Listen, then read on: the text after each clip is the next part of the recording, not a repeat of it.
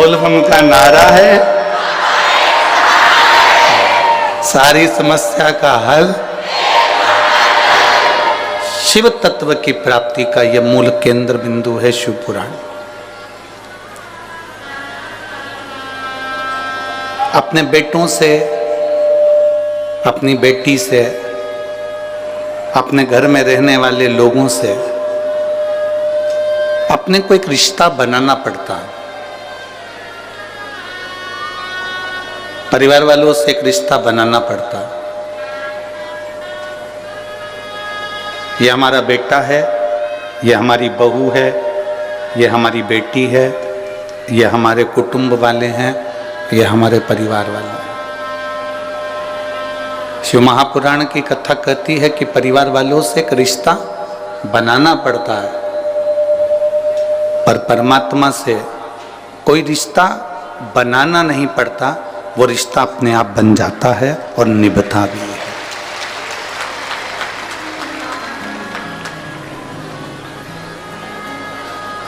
ब्रह्मा ब्रह्मलोक में रहते हैं,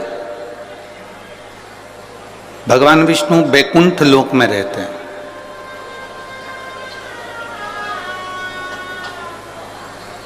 ब्रह्मा ब्रह्मलोक में है, भगवान विष्णु बैकुंठ लोक में है, और केवल एक देवाधिदेव महादेव जो ना ब्रह्मलोक में है, ना बैकुंठ लोक में है, ना इंद्र लोक में है, अपने भक्तों के दुख को दूर करने के लिए मृत्यु लोक में विराजमान है। इस पृथ्वी पर, इस भूमि पर, इस धरा पर है।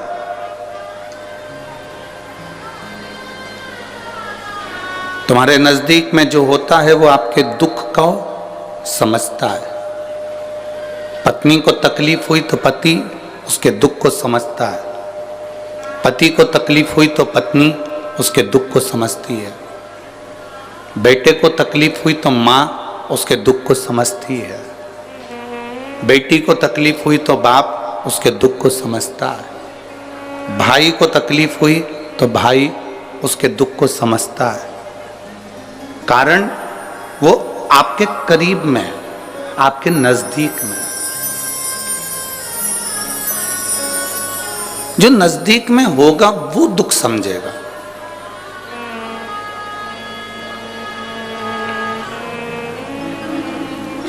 भगवान भोलेनाथ, भगवान शिव हमारे नजदीक में।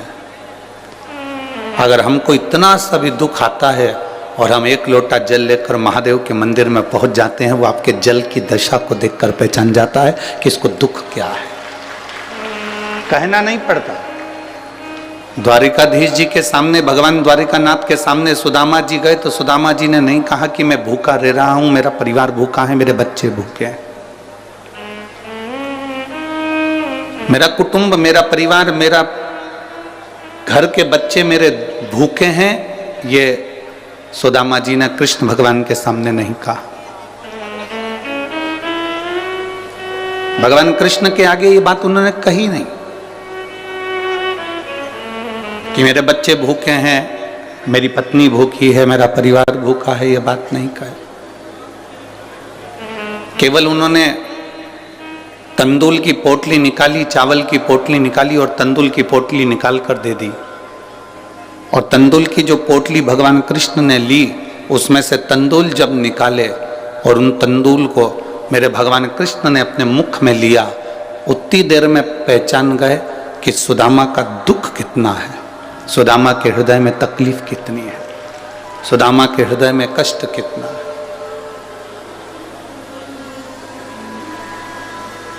सुदामा की जिंदगी में दुख कितना आया, वो केवल तंदूल से पहचान।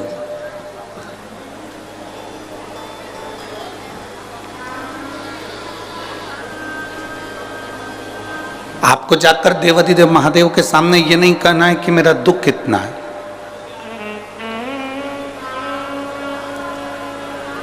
आपको महादेव के सामने जाकर ये नहीं कहना है कि मेरा कष्ट कितना है। आपको तो महादेव के मंदिर में जब जाएं, भगवान शिव के मंदिर में जब जाएं, एक लोटा जल लेकर, जब अपने घर का पानी लेकर, घर का जल लेकर, मंदिर का जल नहीं, घर का जल लेकर जब आप देवाधिदेव महादेव के पास में पहुंचेंगे, भगवान शंकर को एक लोटा जल समर्पित करेंगे तो महादेव उस जल से पहचान जाएंगे कि आपकी जिंदगी में तकलीफ क्या चल रही है, आपके जीवन में दुख क्या चल रहा है।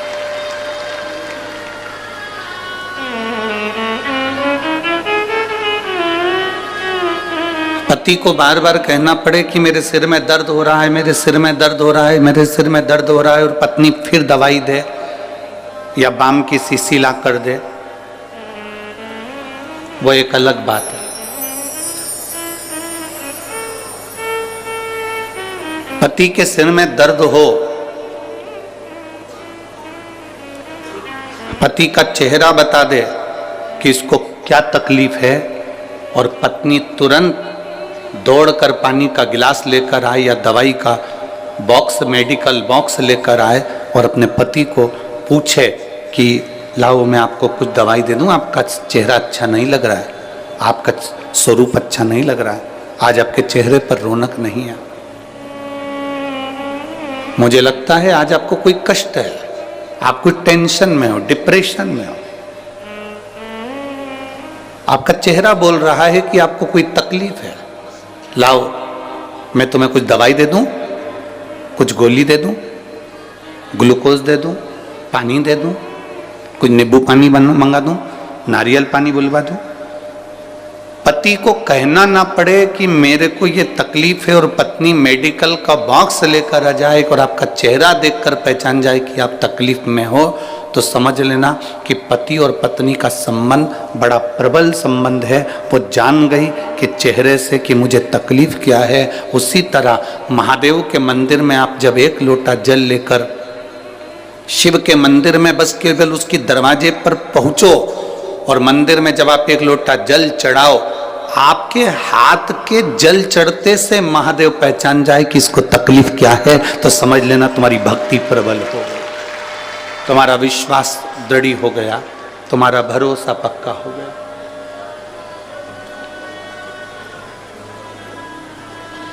एक भरोसा भी तो पक्का होना चाहिए। गुरु नानक देव जी के 2 पुत्र, 4-5 शिष्य,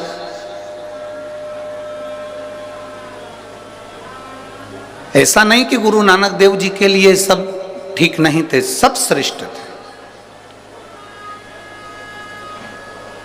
गुरु नानक देव जी ने तो हर पंक्ति में यह बात कही है कि सब में रब को देखो, साईया सब में समाया।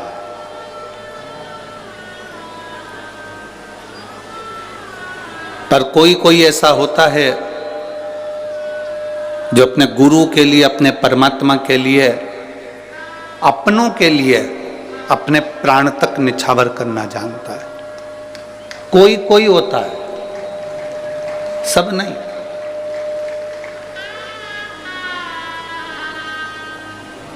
पड़ोसी तुम्हारे बन सकते हैं,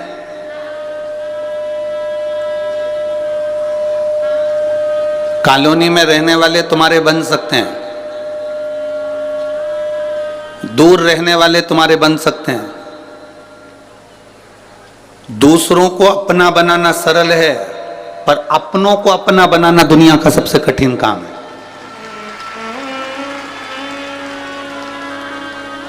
आप दूसरे को अपना बना सकते हो, दूसरे को अपना बना लोगे, वो सरल है, पर जो अपने हैं उनको अपना बनाकर रखना, ये दुनिया का सबसे कठिन काम है।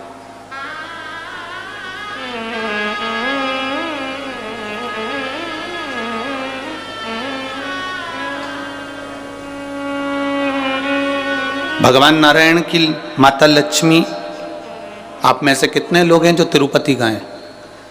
हाथ उठाओ जरा, गए हो? रखो। आप में से कितने लोग हैं जो द्वारका जी गए? ठीक है,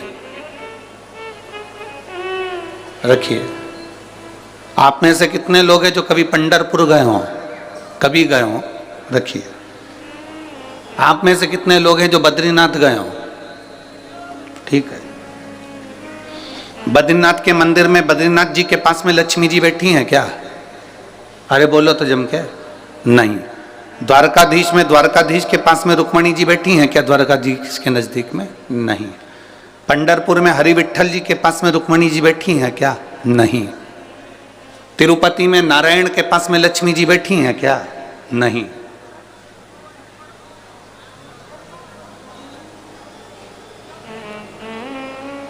केवल एक देवाधिदेव महादेव ऐसे हैं जिनकी धर्म पत्नी उनके साथ नजदीक में सदा विराजमान है। केवल एक। ब्रह्मा जी के पास में ब्रह्माणी नहीं है, इंद्र के पास में इंद्राणी नहीं है, नारायण जी के पास में लक्ष्मी भी दूर हैं, द्वारकाधीश से रुक्मणी जी भी दूर हैं, बद्रीनारायण में बद्रीनाथ जी से लक्ष्मी जी दूर हैं, पर केवल एक देवाधिदेव महादेव हैं जिनके पास में पार्वती जी साथ में बैठी हैं, साथ में। क्योंकि दूसरों को अपना बनाना सरल है, पर अपनों को अपना बनाना कठिन है। और मेरे महादेव ने वही करा है, अपनों को भी अपना बनाया और दूसरे को भी अपना बनाया। ये महादेव का सबसे बड़ा गुण तत्व, सबसे बड़ा गुण तत्व मेरे महादेव का, अपनों को भी अपना बनाया और दूसरे को भी अपना बनाया।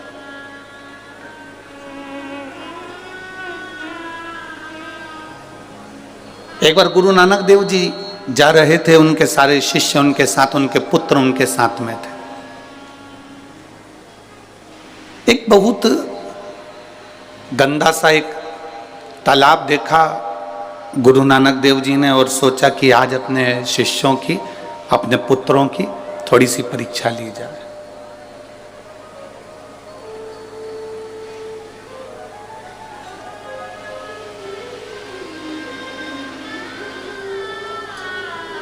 उनके पास में कटोरा था, पात्र था।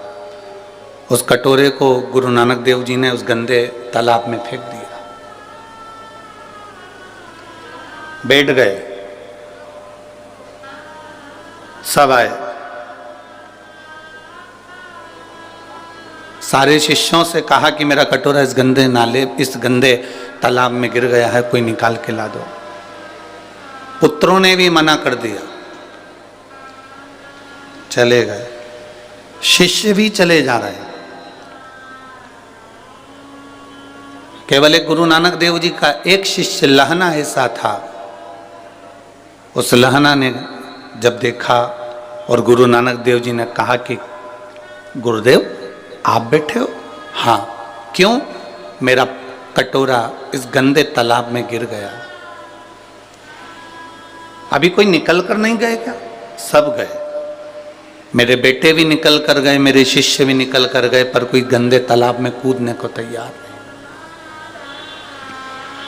लहना ने कहा गुरुदेव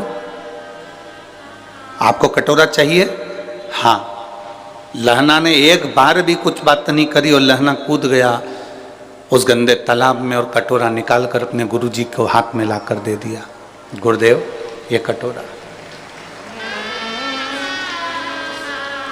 गुरु नानक देव जी ने कहा कि तूने ये नहीं पूछा कि कटोरा गिरा कैसे? कटोरा गया कैसे? तूने एक बार भी नहीं पूछा कि ये कटोरा गिरा कैसे, गया कैसे, गंदे तालाब में पड़ा कैसे? गुरुदेव आपने कह दिया ना कि कटोरा बस तालाब में गिर गया। अगर शिव का वचन, शिव महापुराण के शब्दों पर, गुरु के शब्दों पर यदि एक विश्वास पक्का है, तो फिर उस विश्वास पर अगर तुम चल दिए तो ये निश्चित है कि एक ना एक दिन गुरु की और शिव की कृपा जब बन गई तो जिंदगी में अपनी हाल हो ही जाओ। फिर आपको निहाल होने में कोई दिक्कत नहीं है।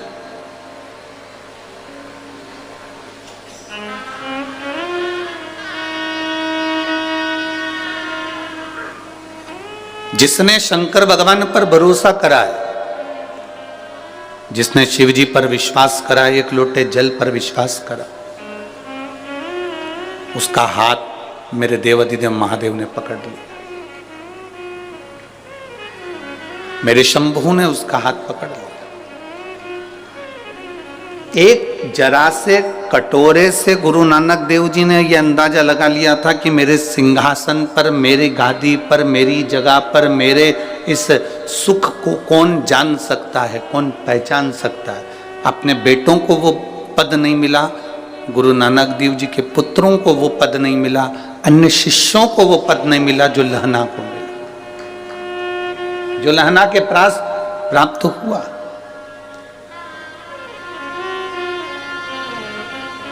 आपको शिव जी के मंदिर जाकर ये नहीं बार बार कहना कि मुझे दुख है। आप तो आपका घर का जो पानी है ना, आपके घर का जो जल है, जब आप उस जल को लेकर जाते हो ना और शिव जी के मंदिर में पहुंचते हो तो वो जल बता देता है कि आपका दुख कितना है, आपकी तकलीफ कितनी है।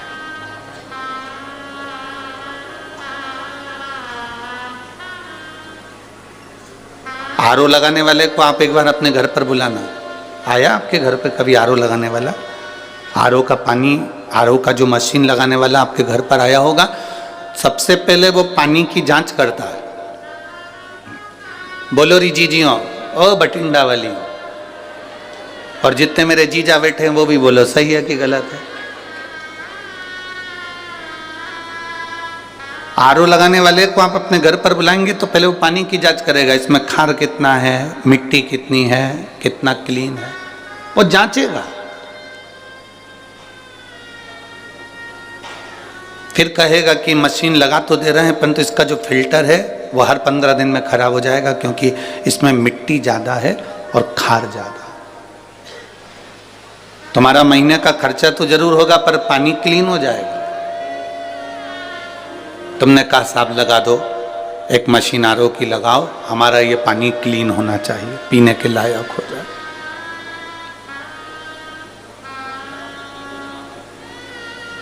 शिव जी के ऊपर जब एक लोटा जल चढ़ाने के लिए आप जाते हैं तो जैसे मशीन पानी को क्लीन करती चली जाती है, धीरे धीरे रोज जब हम देव अधिदेव महादेव पर एक लोटा जल समर्पित करते जाते हैं तो हमारी जिंदगी का दुख भी, कीचड़ भी भगवान भोलेनाथ क्लीन करते चले जाते हैं धीरे धीरे साफ।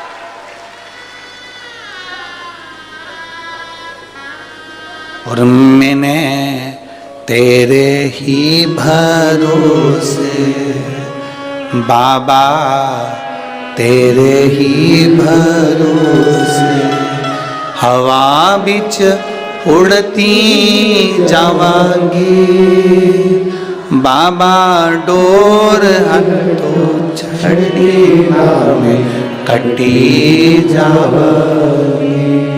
भोले मैं तेरी पतंग, शंभो मैं तेरी पतंग, हवा बिच उड़ती जावांगी बाबा, डोर हथो छड़ी में कटी जावांगी।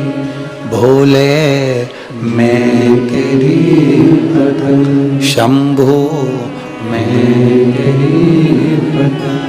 इस लाइन को सुनने के बाद एक बार भगवान ने एक भक्त से पूछा कि ये बता तुझे उड़ाऊं कि नहीं उड़ाऊं।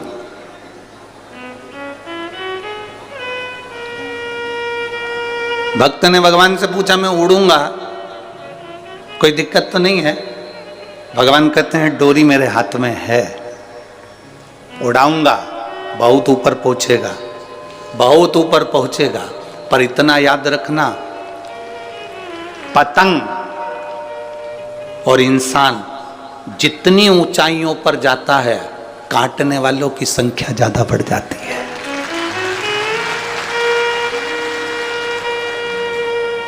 अगर तेरी तैयारी हो तो मैं तुझे उड़ा देता हूं। पतंग और इंसान जितनी ऊंचाइयों को छुएगा, जितना ऊपर जाएगा, जितनी तरक्की करेगा, जितना जितना ऊपर जाएगा, काटने वालों की चारों तरफ भीड़ लग जाएगी, मैं ही काटूंगा। कितना उड़ रहा है अभी देखता हूं इसको। और पतंग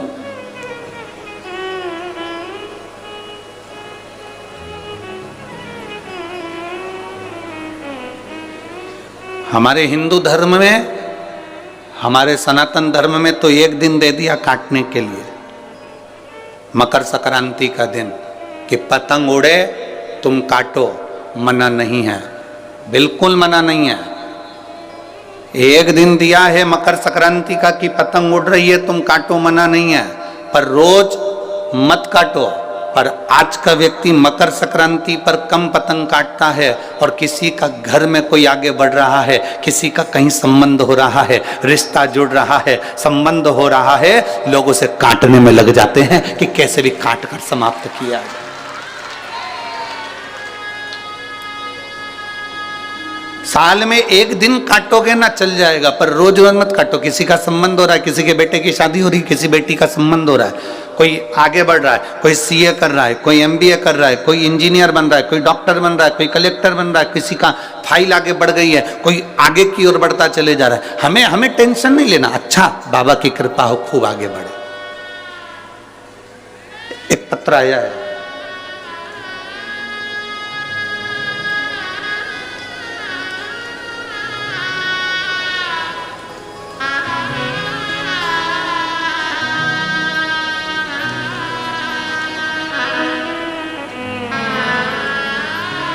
मेरा नाम देवी सुमरानी है, मैं हनुमानगढ़ की रहने वाली हूँ। कहीं बैठी हो तो हाथ हिला सकती हैं। आप ही हैं? दोनों हाथ हिला दो एक बार। श्री शिवाय नमस्तुभ्यम। मेरा नाम देवी सुमरानी है, मैं हनुमानगढ़ की रहने वाली हूँ। 30 वर्ष से मैं माइग्रेन की तकलीफ को भोग रही थी। ऐसा कोई डॉक्टर नहीं जिसको मैंने जांच ना करा। थोड़े दिन दवाई लो, फिर वैसा कि वैसा ही हो जाता था। आखिरी में मेरे परिवार वालों ने भी आस छोड़ दी थी और कह दिया था अब कब तक दिखाऊं। गुरुदेव, शिव जी पे चढ़ा हुआ एक लोटा जल और शंकर जी पे चढ़ी हुई एक बेलपत्र, ये वो औषधि है जो दुनिया का सबसे बड़ा काम कर देती है। और मेरे बाबा ने मेरे साथ वही करा। मैंने एक लोटा जल चढ़ाना प्रारंभ करा। जो बीमारी मेरी 30 साल से नहीं गई, एक लोटा जल, उस जल का आचमन करना, बेलपत्र शिव जी को समर्पित कर कर उस औषधि को पाना। आज मैं बाबा की कृपा से 30 वर्ष के बाद माइग्रेन की बीमारी से ठीक हुई हूँ। मैं बाबा को यहाँ प्रणाम करने के लिए आई। एक बार दोनों हाथ हिला दो। हर हर महादेव। शिव तत्व इसी को कहते हैं। बैठिए बहन। थोड़ा सा फाइल मोटी हो सकती है, थोड़ा सा दुख बड़ा हो सकता है, पर कटेगा जरूर, संकट मिटेगा जरूर। आप अगर बहुत विश्वास के साथ में, हम तो कहेंगे पंजाब वालों के भाग्य खुल गए जो 2024 की पहली कथाएं हमें, भाग्य खुल गए। कई भटिंडा पंजाब की भी माताएं सोच रही होगी कथा में जाऊंगी, पर भीड़ बहुत है। भीड़ रहती है तो टॉकीज जाते हो कि नहीं जाते? थिएटर जाते हो? भीड़ होती है तो मॉल में भी जाते हो कि नहीं जाते हो? भीड़ होती है, कभी कभी शादी का सीजन होता है तो पार्लर में भी भीड़ होती है।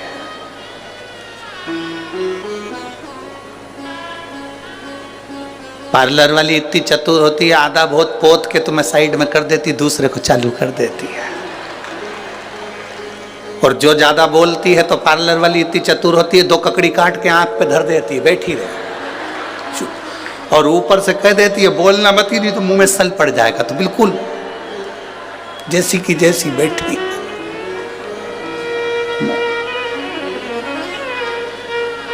फिर बोली तो पार्लर वाली इतनी चतुर होती है कि होठों पे ना जाने वो पेंसिल से क्या, और मुंह खोल के बिठा दिया, अब बोल।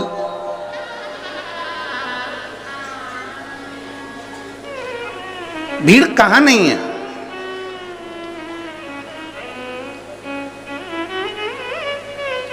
अरे पूरे भटिंडा वालों को खुशियां मनाना चाहिए, पूरे भटिंडा वालों को खुशियां मनाना चाहिए। लोग नए साल में केदारनाथ, बद्रीनाथ, द्वारकाधीश, सोमनाथ, भीमाशंकर, मल्लिकार्जुन, कहीं वैद्यनाथ, कहीं महाकाल जाते हैं, और मेरा 12 ज्योतिर्लिंग भटिंडा में आकर बैठ गया है पहले।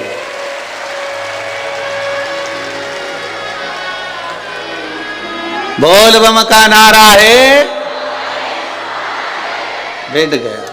और यही शिव भक्ति है, यही एक आनंद है। थोड़ा समय लग सकता है। एक पत्र और आया, देखिए।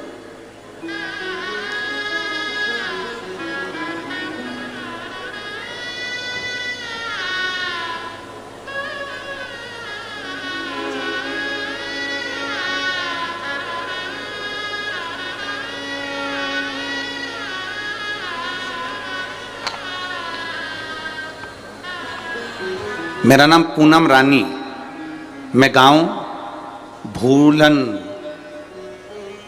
सही है, पंजाब की रहने वाली हूँ। गांव भूलन, पंजाब की रहने वाली। मेरा मोबाइल नंबर ही है। कहीं बैठी हैं आप? ही हैं? दोनों हाथ हिला दो। श्री शिवाय नमस्तुभ्यं। अब कमर काम कर रही है बढ़िया, नीचे बैठते बन रहा है, ठीक है।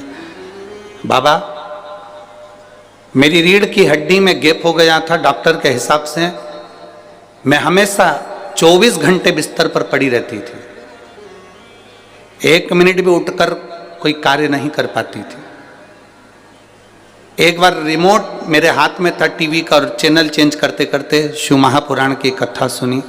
आपने 31 मूंग के दाने का एक बड़ा सुंदर भाव वर्णन किया था, जो शिव के समर्पित करना था। एक बेलपत्री को खाना था। बस शिव जी के मंदिर में मेरे परिवार वालों से कहकर 1 लोटा जल पहुंचा देती। ऑपरेशन नहीं कराना चाहती थी, क्योंकि डॉक्टर के हिसाब से सही हो पाती कि नहीं हो पाती, पक्का पता नहीं था कि मैं उठूंगी कि नहीं उठूंगी। बेलपत्र रोज खाती, रोज बाबा को जल चढ़ाती। आज मैं बाबा को धन्यवाद देने के लिए, प्रणाम करने के लिए आई हूँ कि अब मैं नीचे भी बैठ सकती हूँ और बैठकर कथा भी सुन सकती हूँ और चल भी सकती हूँ। यह शिव तत्व है। औघड़ी है समय। बैठिए बहन, हर हर महादेव। बैठिए। शिव तत्व की प्राप्ति का मूल बिंदु।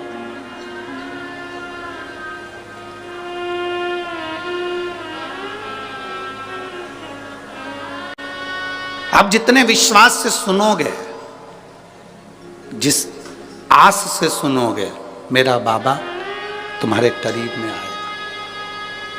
और खाली ना जाता कोई। जिसको आता है वो अच्छे आवाज में हमारे तक आवाज पहुंचे, बड़े भाव से। खाली ना दर से तुम्हारे, खाली ना जाता कोई, दर से तुम्हारे मैं भी खड़ी हूँ नन्ही बाहें पसारे। अपने हृदय से लगा लो, गिरा जा रहा हूँ, उठा लो, भोले अपने दर से अब तो ना टालो, गिरी जा रही हूँ, उठा लो।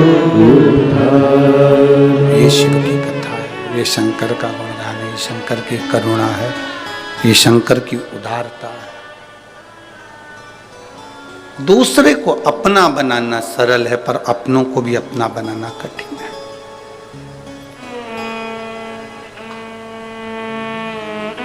बहुत बढ़ोगे, ऊंचाइयों पर पतंग जाएगी तो काटने वालों की संख्या बढ़ेगी, पर हमें नहीं घबराना। आप ऊंचाइयों पर जा रहे हैं, अपनी मेहनत के बल पर जा रहे हैं, अपनी मेहनत के बल पर चल रहे हैं।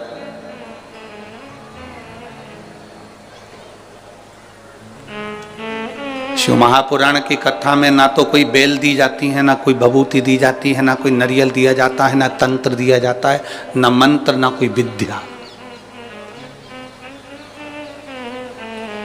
शिव महापुराण की कथा में ना कोई ढोंग होता है, ना कोई प्रपंच होता है। शिव महापुराण की कथा में तो केवल एक विश्वास होता है कि हम शंकर के मंदिर तक जाएं, बाबा पर 1 लोटा जल चढ़ाएं और तुम इस भरोसे पर मत रहना कि सियोर वाला महाराज तुम्हारे दुख को मिटाने के लिए आएगा। सियोर वाले महाराज को भी दुख आता है तो बाबा मिटाने के लिए आता है, तो तुम्हारा दुख भी वही मिटाने के लिए आएगा। किसी ढोंग और प्रपंच में नहीं फंसना हमको। केवल एक शंकर का दरवाजा ऐसा दरवाजा है, शिव का द्वार एक ऐसा द्वार है जहां ना तो ढोंग है ना प्रपंच है। वहां कोई ढोंग प्रपंच नहीं है, केवल एक काम है तुम्हारा, एक लोटा जल और एक बेलपत्र। बेलपत्र भी तुम्हारे पास होए तो चढ़ाओ, नहीं हो तो मंदिर की बेलपत्र उठाकर धोकर वापिस मंदिर में चढ़ा दो, मेरा शंकर स्वीकार कर लेगा। उसको दिखावे से मतलब नहीं, उसको बिल्कुल दिखावा नहीं चाहिए। माता जी के मंदिर जाओगे, एक चुंदड़ी चढ़ाना पड़ेगी, चूड़ी चढ़ाना पड़ेगी, सुहाग सामग्री चढ़ाना पड़ेगा, हलवा पूड़ी का भोग लगाना पड़ेगा। भगवान नारायण के मंदिर में जाओगे, ठाकुर जी के मंदिर में जाओगे तो लड्डू का भोग लगाना पड़ेगा, पेड़े का भोग लगाना पड़ेगा, 56 भोग लगाना पड़ेगा। जितने मंदिरों में जाओगे कुछ ना कुछ देना पड़ेगा। पर महादेव के मंदिर में तो अगर आपके पास में एक लोटा जल हो तो चढ़ा दो, जल भी नहीं हो तो शिव जी की चढ़ी बेलपत्र वापिस चढ़ा दो, वो भी नहीं हो तो 3 बार ताली बजा दो, वो भी नहीं हो तो बम बम भोले बोलो और अपने घर को चल दो। इतने में शिव प्रसन्न।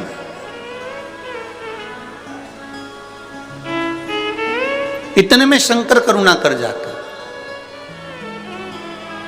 शिव महापुराण का महत्तम कथा है, देवराज नाम का ब्राह्मण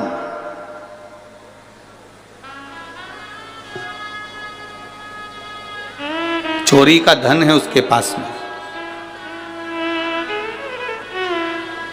चोरी की संपदा है उसके पास में।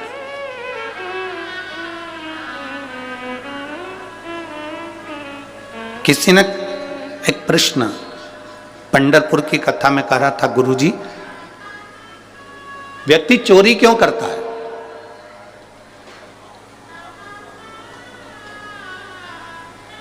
कोई आपसे पूछे,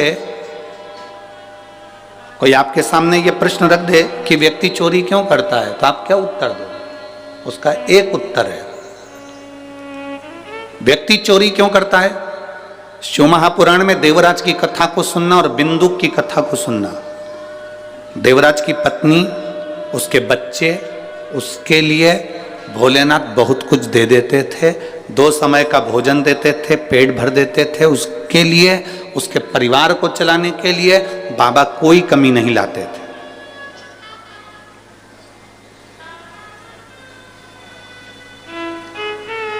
तुम्हारी भले 10,000 रुपए महीने की नौकरी है, तुम्हारी पत्नी वो मिलेगी जो 10,000 रुपए महीने की नौकरी को भी एडजस्ट कर लेगी। तुम्हारे बच्चे ऐसे होंगे जो 10,000 रुपए महीने से जो तुम कमाई कर कर लेकर आ रहे हो उसमें एडजस्ट हो जाएंगे। भगवान बनाता ही ऐसा है कि